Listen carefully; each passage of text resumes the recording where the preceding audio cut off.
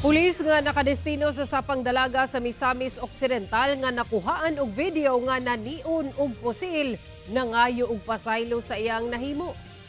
Kinihuman nga gipailawom sa restrictive custody o gidisarmahan o ganaa karon sa kustodiya sa Provincial Internal Affairs Service Conpia sa Misamis Occidental ang maong viral nga pulis nga naniun og armas sa Dapitan City niadtong Domingo. Sa usa ka video karon nga uploaded sa social media, makita ang maong police corporal nga nag-istorya at ubangan sa mga opisyales sa Misamis Occidental Police Provincial Office og nangayog pasaylo.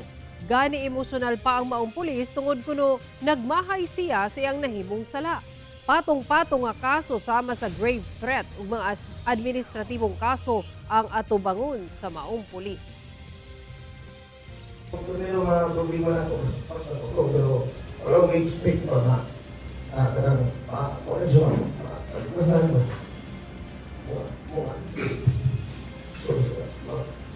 Ako, wala pastor naman.